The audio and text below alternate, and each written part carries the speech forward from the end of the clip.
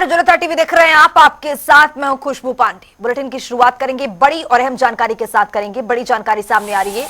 महामहिम राज्यपाल शिव प्रताप शुक्ल का चंबा दौरा है। चंबा पहुंचने पर डीसी ने राज्यपाल का भव्य स्वागत किया है। बड़ी और अहम जानकारी दे रहे हैं। चंबा के दौरे पर हैं राज्यपाल शिव प्रताप शुक्ल।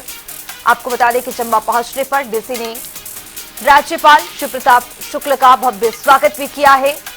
राज्यपाल का ये दौरा कई मायनों में खास रहा है। ये तस्वीरें सामने आ गई हैं जब राज्यपाल चंबा के दौरे पर थे, जब उनका स्वागत किया गया। डीसी ने भव्य स्वागत किया है शिव प्रताप शुक्ल का।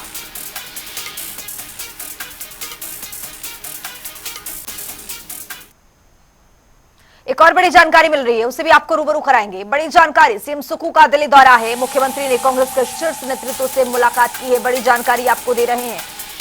मुख्यमंत्री सुखविंदर सिंह सुक्खू दिल्ली के दौरे पर हैं। शीर्ष नेतृत्व से मुलाकात करते हुए नजर आए हैं। सोनिया गांधी से भी मुलाकात की है। कांग्रेस अध्यक्ष मल्लिकार्जुन खड़गे से भी मुलाकात करते नजर आए हैं। तस्वीरें सामने आ गई हैं। राहुल गांधी और प्रियंका गांधी वाड्रा से भी सुखविंदर सिंह सुक्खू ने मुलाकात की है।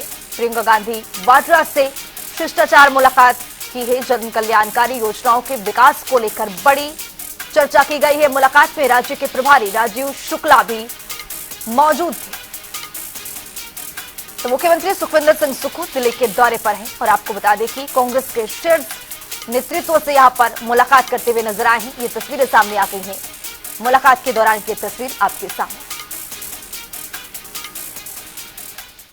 बुलेटिन में आगे बढ़ेंगे। मुख्यमंत्री सुखविंदर सिंह सुक्खू के नीति आयोग की बैठक में शामिल न होने पर पूर्व मुख्यमंत्री जयराम ठाकुर ने हमला बोल दिया है। सीएम सुक्खू पर निशाना साध लिया है। जयराम ठाकुर ने मुख्यमंत्री की नीति आयोग की बैठक में शामिल न होने को दुर्भाग्यपूर्ण बता दिया है। वहीं उन्होंने कहा है कि इस तरह के मामले में उन्हें राजनीति नहीं करनी चाहिए। इसके साथ ही उन्होंने कहा है कि मुख्यमंत्री को प्रदेश हितों को आगे रखना चाहिए। नीति आयोग की बैठक में शामिल होने से राज्य को नुकसान होगा। ये जयराम ठाकुर की ओर से कई बड़े हमले किए गए हैं मुख्यमंत्री सुखविंदर सिंह सुक्खू पर। दुर्भाग्य है कि ऐसी बैठकों में भी राजनीति करना ये उचित नहीं होता है। ये बहुत महत्वपूर्ण बैठक होती है जिसकी अध्यक्षता प्रधानमंत्री जी करते हैं, वित्त मंत्री जी उसमें उपस्थित होते हैं। और अभी हाल ही में जो बजट पारित हुआ है और ये बजट पेश हुआ है, उस बजट में जैसे मुख्यमंत्री या इंडिया गठबंधन के साथ सारे नेता कह रहे हैं कि उनकी अनदेखी हुई है, उनके पास अवसर था इस बैठक में जाते और जाकर के अपनी बात कहते। और निश्चित रूप से कुछ विषय अगर छूट जाते हैं तो नीति आयोग की बैठक में अपनी बात कह करके उनको शामिल किया जा सकता था। लेकिन इस तरह से राजनीतिक दृष्टि से कि हम नहीं जाएंगे और बैठक का बहिष्कार करेंगे, इससे प्रदेश का बहुत बड़ा नुकसान हुआ है। मुख्यमंत्री जी, आप प्रदेश के चुने हुए सरकार के मुख्यमंत्री हैं। हिमाचल का हित आपके लिए सर्वोपरि होना चाहिए और राजनीति के लिए अवसर बहुत सारे हैं जहां राजनीति कर सकते हैं, राजनीतिक बात कर सकते हैं।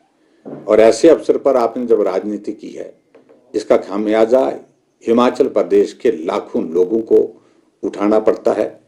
जहां उनके मुद्दों को आप प्रभावी ढंग से केंद्र के समक्ष जब नहीं रखते हैं तो स्वाभाविक रूप से जो केंद्र से जो मदद आपको मिलनी है वो मदद आपको मिलने में कठिनाई आती है। तो मैं समझता हूं कि बहुत गलत निर्णय था ये इंडिया गठबंधन का और ये सिर्फ राजनीतिक से प्रेरित है और इससे प्रदेश का बहुत बड़ा नुकसान हुआ है। मुख्यमंत्री यहां से तो दिल्ली गए हैं लेकिन दिल्ली जाकर के बैठक में नहीं गए और शायद नीति आयोग की अहम बैठक हुई। इस बैठक से मुख्यमंत्री सुखविंदर सिंह सुक्खू ने बहिष्कार कर लिया है, जिसको लेकर बीजेपी के प्रदेश अध्यक्ष डॉक्टर राजू बिंदल ने भी अपनी प्रतिक्रिया साझा की है। सुनिए क्या कुछ कह रहे राजू बिंदल।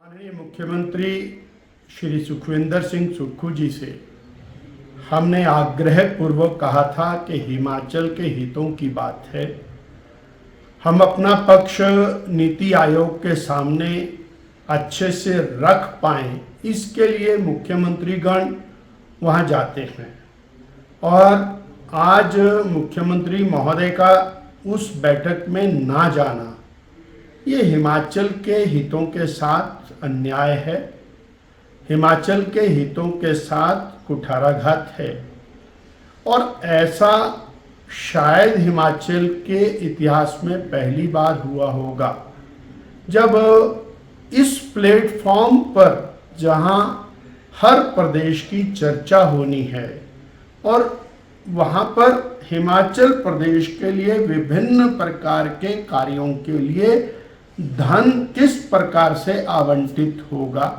या हमारा जो फ्यूचर किस प्रकार से प्रदेश का चलेगा उसकी चर्चा होनी है, उसमें माननीय मुख्यमंत्री जी का भाग ना लेना दुखदाई है और कष्टकारक है और हिमाचल के साथ एक सही अर्थों में कहा जाए कि ये अन्यायपूर्ण रवैया मुख्यमंत्री जी का है। बजट को लेकर लगातार दिग्गजों की प्रतिक्रियाएं सामने आ रही हैं। इसी कड़ी में मोदी सरकार में केंद्रीय राज्य मंत्री हर्ष मल्होत्रा ने कहा है कि मोदी सरकार 3.0 के पहले बजट में हर वर्ग का ध्यान रखा गया। ये बजट सर्वस्पर्शी है। उन्होंने कहा है कि इस बजट में देश की अर्थव्यवस्था को गति देने का काम हुआ है। हर्ष मल्होत्रा ने कहा है कि केंद्रीय वित्त मंत्री निर्मला सीतारमण ने बेहतरीन बजट पेश किया है। इस बजट में साल 2047 के विकसित भारत की भी छवि नजर आती है। का लाभ हिमाचल के लिए ऑल वेदर टनल जो कि द्रास से लद्दाख के द्रास से कारगिल विजय दिवस के अवसर पर केलोंग से लद्दाख हिमाचल के लाहौल और लद्दाख के बीच में जो ये टनल का शिलान्यास कल प्रधानमंत्री जी ने किया है 1681 करोड़ रुपए शिंकुला दर्रे से होकर के जो जाएगी।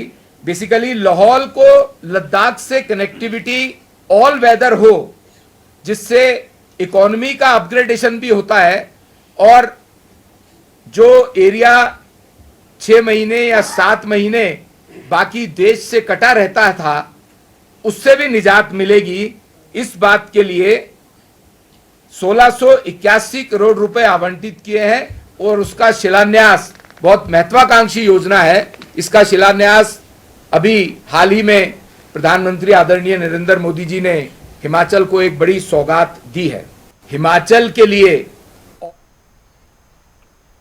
बुलेटिन में आगे बढ़ेंगे। संसद में 23 जुलाई को आम बजट पेश होने के बाद बजट सत्र के चौथे दिन हिमाचल प्रदेश की मंडी संसदीय सीट से बीजेपी सांसद कंगना रनौत को अपनी बात रखने का मौका मिला।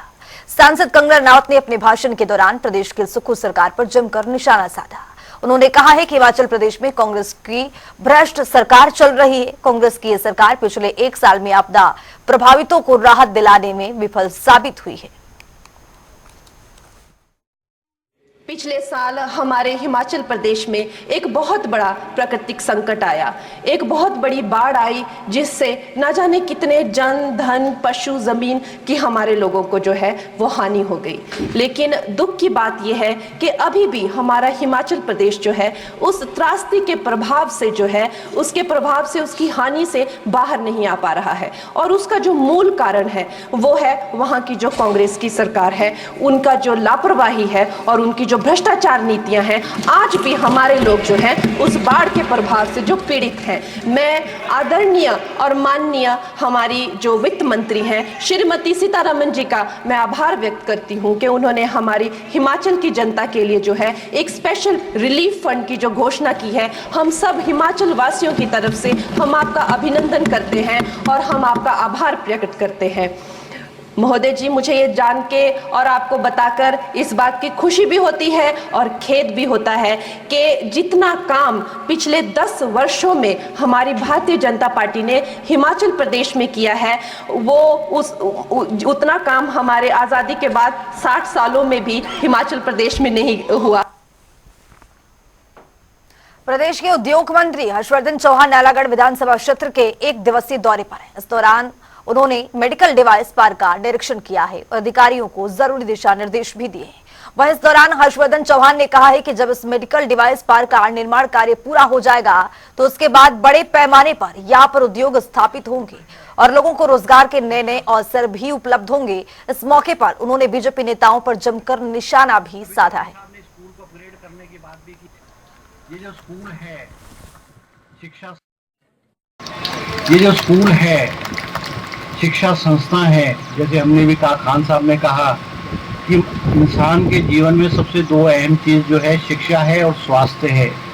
अगर ये दोनों चीजें ठीक हैं तो हमारा जीवन जो है वो हमारा जीवन सफल हो सकता है। ये जो स्कूल है ये केवल कमरे नहीं है, ये केवल बिल्डिंग नहीं है, ये हमारे जो है मंदिर है, शिक्षा के मंदिर है। जैसे हमारे मंदिर है, मंदिर में भगवान है, हम पूजा करते हैं, इस तरह से हमारे बच्चों के जो है मंदिर है, ये स्कूल मंदिर है। इस स्कूल के जो कमरे हैं, स्कूल का जो ग्राउंड है, स्कूल का जो इंफ्रास्ट्रक्चर है वो बेहतरीन हो तो हमारा जो बच्चा है, हमारा जो नौजवान है, एक संपूर्ण सिटीजन के रूप में जो है वो निकल सकता है। मैं इंडस्ट्री के सभी लोगों का धन्यवाद करूंगा कि आपने पुनीत कार्य करके इसके चार दीवारी लगा करके खूबसूरत पौधारोपण करके इस स्कूल को एक नया जो है शक्ल जो है देने की कोशिश की है। अभी चौधरी राम कुमार जी भी कह रहे थे, जिक्र कर रहे थे कि आज हमारी सरकार को 1.5 साल सरकार को बने हुआ है और जिस संकट के दौर से हमारी सरकार गुजरी है, विशेष करके पिछले 4 महीने जो हिमाचल प्रदेश में राजनीतिक भूचाल आया और जो ऑपरेशन लोटस चला, जिसके माध्यम से इस सरकार को गिराने की कोशिश की गई है। और आप देखते हैं ये ऑपरेशन लोटस हिमाचल प्रदेश में ही नहीं बल्कि हिंदुस्तान के जितने भी सरकारें हैं, जो गैर कांग्रेसी सरकारें हैं, वहाँ पे भारतीय जनता पार्टी की केंद्र सरकार द्वारा ऑपरेशन लोटस किया जाता था। मैं हिमाचल की जनता को बधाई दूंगा कि हिमाचल प्रदेश एक ऐसा राज्य है हिंदुस्तान में जहाँ पे ऑपरेशन लोटस जो है वो फेल हुआ है। हिमाचल प्रदेश में पटवारी और कानूनगो ने स्टेट कैडर और दूसरी मांगों को लेकर ऑनलाइन काम बंद कर दिया है। वहीं सरकार ने इन्हें 2 दिन के भीतर कार्य पर आने के आदेश जारी किए हैं। इसी को लेकर पटवारी कानूनगो की हड़ताल पर राजस्व मंत्री जगत सिंह नेगी का एक बयान सामने आया है। उन्होंने कहा है कि अगर जनता परेशान हुई है तो कार्रवाई की जाएगी। पटवारियों और कानूनगो का जो कार्डर स्टेट किया गया है उसको लेकर कुछ हमारे जो पटवारी कानूनगो हैं, जिनके एक आध एसोसिएशंस हैं, वो इसका विरोध कर रहे हैं। पर मैं समझता हूँ कि पिछले बार हमने जो है इनके साथ व्यापक जो है इनकी मांगों को लेकर जो है बातचीत की थी इनके साथ, और कोई ऐसा मामला नहीं था जिसमें इनको जो है विरोध करने की आवश्यकता है। ये एक किस्म से अब आज जो भौगोलिक परिस्थिति है हमारे हिमाचल प्रदेश की, अब पूरा हिमाचल जो है अब संपर्क सड़कों से जुड़ चुका है। और ये उस समय की बात थी जब ये जो है डिस्ट्रिक्ट स्पेसिफिक करते थे। अब जब आपके पास सभी आधुनिक सुविधाएं हैं, नेट की सुविधा है, ऐसे में जो है एक ही जगह पे जो है किसी कर्मचारी को लंबा अरसा रखना जो है हमारे प्रशासनिक उस तौर से भी और जनहित में भी ठीक नहीं है। पब्लिक की भी बहुत सारी रिप्रेजेंटेशंस थी इस बारे में। इन सब बातों को ध्यान में रख के सरकार ने फैसला लिया है कि इनका कार्डर स्टेट हो।